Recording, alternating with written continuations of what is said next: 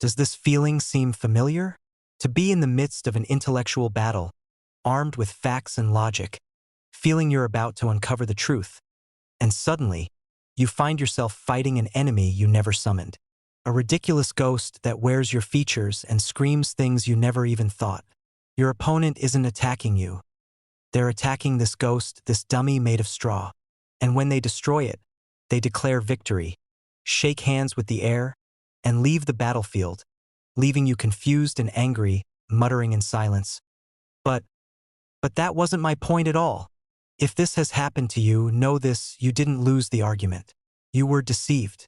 You fell victim to one of the oldest and most insidious tricks in the book of intellectual warfare. A trick so simple in its design, yet so devastating in its effect. The strawman trick. Welcome to Cogitoski. Today, we won't be talking about logic as a dry science preserved in old books. Instead, we will go on a safari into the dark jungles of dialogue to learn how to hunt this elusive creature that feeds on misunderstanding. We will give you the tools not only to spot it in the wild, but to tame it, dismantle it, and turn it from a weapon used against you into a crystal-clear mirror that exposes the weakness of your opponent's argument to everyone. Get ready, because after this episode, you will never look at an argument the same way again. You will become an investigator at the scene of an intellectual crime. To understand how this creature is born, let's imagine we're in a cafe, the aroma of coffee filling the air. Your friend Alex is excited, his eyes shining with a new idea. He says, "I read a fascinating study from Stanford University.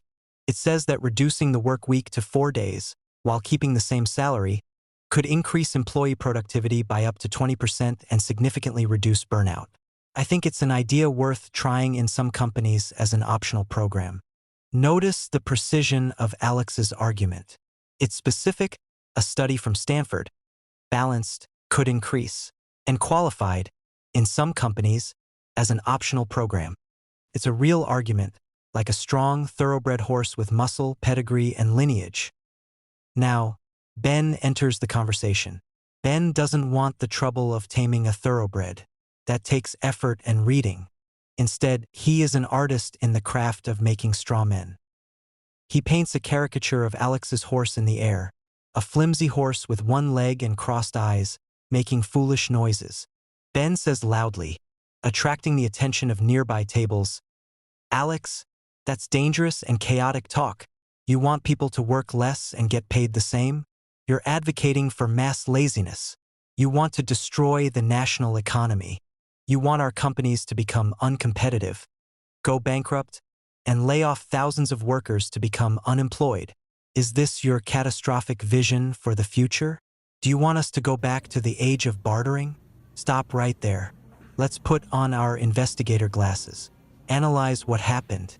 Ben didn't discuss Stanford University. He didn't address the idea of increased productivity. He didn't comment on mental health. And he completely ignored that it was an optional experiment. He completely ignored the thoroughbred horse. Instead, he attacked the caricature horse he drew himself. It's far easier to kick a flimsy straw horse than to wrestle with a real racehorse. This is the Strawman Fallacy in its purest form. The art of creating an imaginary enemy you can easily defeat in a theatrical fashion. It's a brilliant psychological trick. Why? Because it doesn't target the mind. It targets the ego. It tempts us to fall into the emotional trap. Alex's natural reaction would be to defend his reputation. "I don't want to destroy the economy. How dare you accuse me of that? You're putting words in my mouth." And in that moment, Ben has won. He has succeeded in changing the topic of the debate from, "Is a 4-day work week a good, viable idea?" to, "Is Alex a dangerous and unpatriotic person who wants to destroy the world?" The dialogue has shifted from an exploration of an idea to a character assassination. He has dragged Alex from the intellectual boxing ring into a dark alley for a verbal brawl. This straw creature doesn't just appear in cafes. It's an intellectual pandemic, living and breeding everywhere. In Parliament, when a politician says, "We need better regulation of the tech sector to protect user privacy from their data being sold," their opponent retorts, "My esteemed colleague wants to stifle innovation, restrict internet freedoms, and take us back to the age of paper and mail." On social media, when you write a thoughtful post, I think some superhero movies have become formulaic, and I'd love to see more original stories. A fiery comment comes back. So you hate fun and hate people enjoying things? You want all movies to be depressing, boring, and philosophical? Go watch your silent European films and leave us alone. Even at home, in the most intimate moments, when you say to your partner in a calm tone, "Honey, I think we should be a bit more careful with our budget this month to save for our upcoming trip," the defensive reply might be, "Oh, so you're accusing me of being wasteful and irresponsible and not caring about our future." It's everywhere because it works. It exploits our natural tendency to defend ourselves rather than our ideas. But once you learn how its brain works, you can see it coming from a mile away. The straw man has four main faces, for masks it wears to deceive you. The first mask is the extremist giant. It takes your small, reasonable idea and inflates it until it becomes an indefensible, extremist monster. Your idea of recycling more plastic becomes in their mouth, forcing people to live without electricity and return to a caveman lifestyle. The second mask is the cunning thief. It's a linguistic highwayman.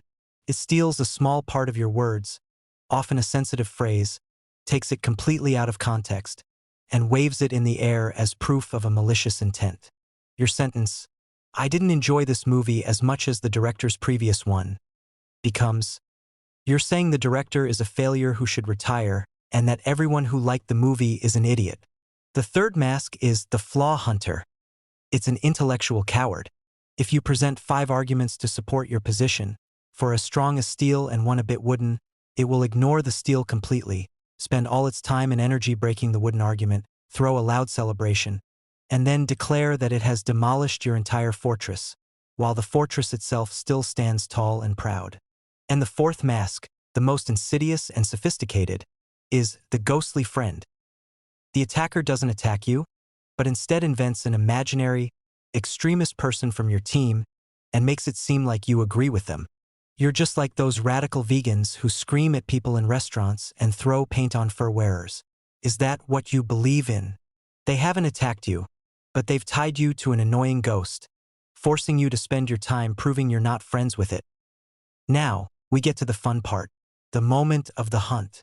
How do you confront this multi-faced creature and defeat it, not with shouting, but with deadly calm and surgical precision? Imagine you are an expert investigator at an intellectual crime scene. You have a 3-step strategy.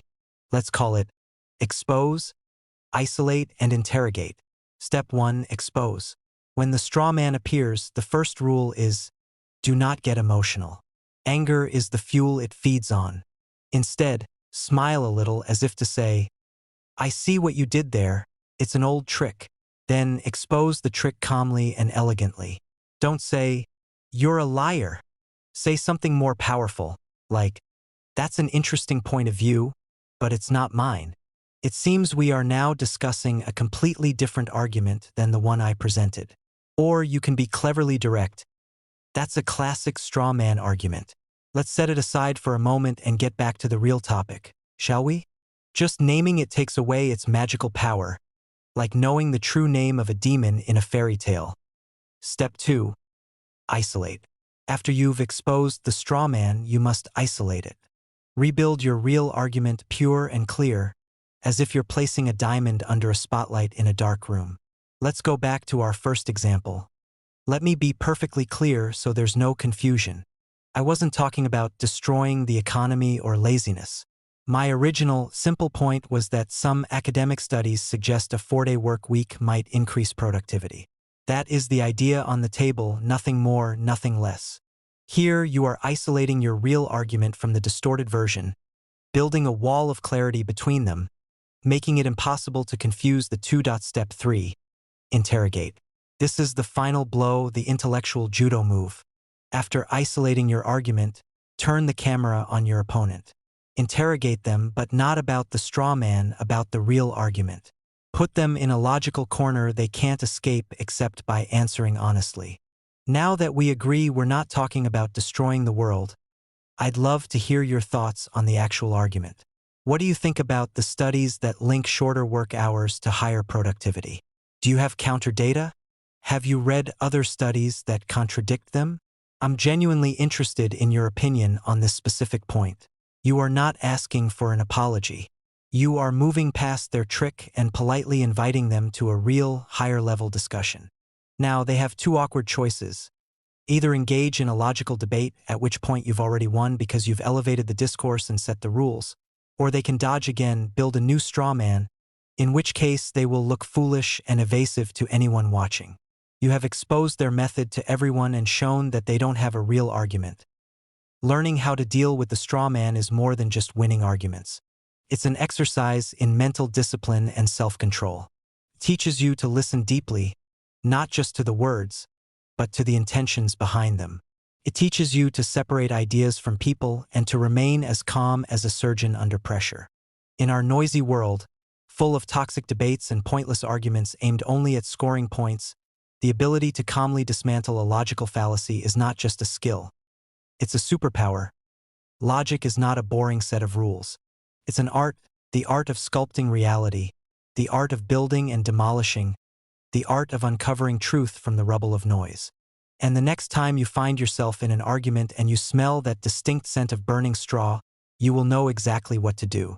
You will not be the stunned victim. You will be the calm hunter who sees everything with clarity. Thank you for watching today's episode of Kojitoski.